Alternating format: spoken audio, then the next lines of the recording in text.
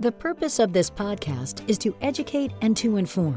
This is not a substitute for professional medical care and is not intended for use in the diagnosis or treatment of individual conditions. Guests on this podcast express their own opinions, experience, and conclusions. The mention of any product, service, organization, activity, or therapy should not be construed as an ASCO endorsement. Hello and welcome to the ASCO Guidelines Podcast Series. My name is Shannon McKernin, and today I'm interviewing Dr. Fabrice Andre from the Institute Gustave Roussy in Paris, France, lead author on the use of biomarkers to guide decisions on adjuvant systemic therapy for early-stage invasive breast cancer, ASCO Clinical Practice Guideline Update, the integration of results from TAILORx. Thank you for being here today, Dr. Andre. Thank you. So based on the title of this guideline, we know that this update was prompted by the results of the TAILORx trial. So can you tell us more about that trial and what its results were? Yes. So the TAILORx trial was a trial that randomized two treatment modalities, endocrine therapy versus chemotherapy, endocrine therapy, in patients who presented what we call an intermediate recurrence score. So before moving to the result, maybe we can discuss a little bit the background.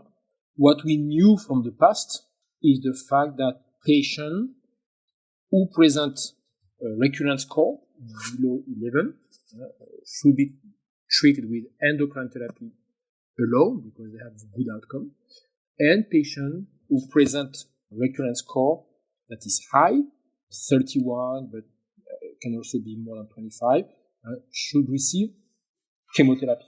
And we are talking about patients with hormone-receptor positive, HER2 negative early breast cancer without lymph node involvement. And this is extremely important. Okay, so to summarize, it's a clinical trial that includes patients with hormone-receptor positive, HER2 negative, lymph node negative early breast cancer who present recurrence score between 11 and 25, and the question is whether we can avoid adjuvant chemotherapy in these patients who present this intermediate score. So this is the general design and the question. In terms of result, what we have learned? We have learned that for patients above 50 years old, there is no difference between endocrine therapy and chemotherapy followed by endocrine therapy. So it means that for this patient, we could consider endocrine therapy alone. Then for patients below 50 years old, there was some difference, and I think we will go further into the detail.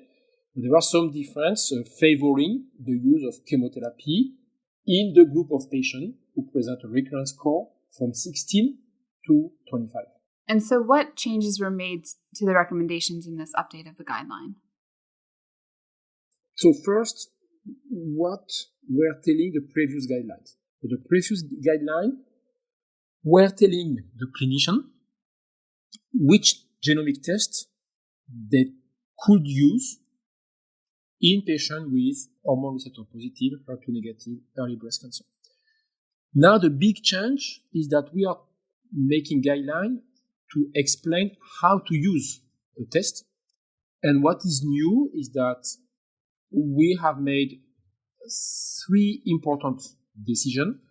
So first, for the patient who present age above 50, now it is recommended, clinician may recommend endocrine therapy alone for women older than 50 who present a recurrence score below 26. Before, the recommendation to use endocrine therapy alone was for patients who present a low recurrence score. So it means now we have broadened, we have increased the number of patients who could receive endocrine therapy alone and would not receive chemotherapy. Then for patients who present a recurrence score between 16 to 25 and who are below 50 years old, the clinician may offer chemotherapy followed by endocrine therapy. meaning that we are moving from a gray zone. This intermediate score between 11 to 25 was what we call a gray zone. There was no recommendation on how to use the recurrence score. So right now, the update of the ASCO guideline is to provide recommendation on which treatment to administer in case a patient presents an intermediate recurrence score, and there are two different situations, above 50 years old and below 50 years old. So why are these changes so important, and how will they affect practice? So they will affect practice because for many reasons.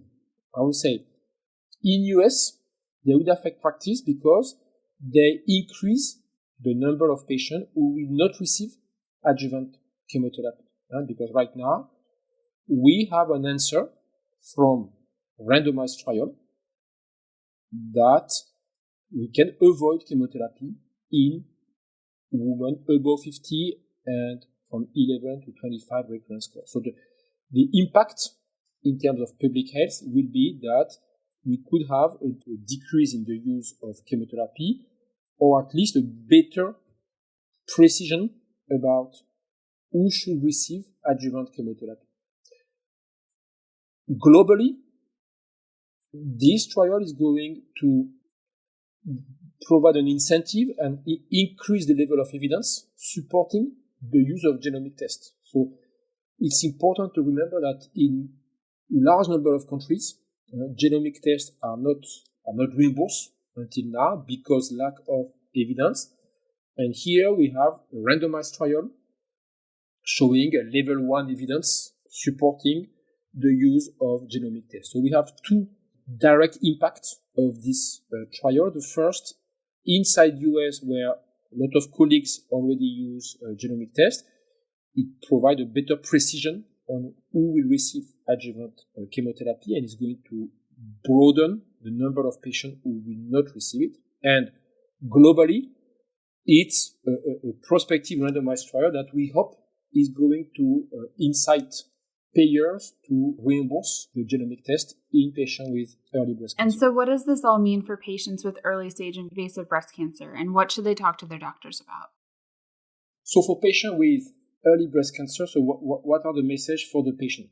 I think for the patient, the key message is that we are moving to precision medicine, meaning a medicine that is extremely precise in terms of who should receive which treatment. And now, thanks to this trial, we are going to decrease the number of patients who will receive chemotherapy, but also for the ones who will receive adjuvant chemotherapy, the value of the treatment, meaning what the treatment provides to the patient, is going to be very, very high. So what is important for patients is really to understand that because of this trial, when we will give them chemotherapy, we will know that the value of this treatment and the expected benefit is going to be higher than what we used to do in the past. So it's really path forward a more precise medicine that consists in using molecular tests in order to provide to administer treatment with very high value. Great. Thank you, Dr. Andre, for your overview of this guideline update. This has been very informative. It's really good to hear that the expert panel has incorporated the latest research into the guideline and has carefully considered the implications for the patients. So thank you for coming on the podcast to discuss the use of biomarkers to guide decisions on adjuvant systemic therapy for early-stage invasive breast cancer, ASCO Clinical Practice Guideline Update, integration of results from TAILORx. Thank you. What people don't realize is really the hard work that ASCO is doing with all these guidelines. People are very committed and they are really, really good.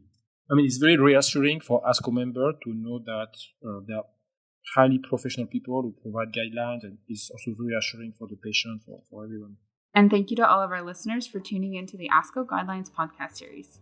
To read the full guideline, go to www.asco.org/breast-cancer-guidelines. And if you've enjoyed what you've heard today, please rate and review the podcast and refer the show to a colleague.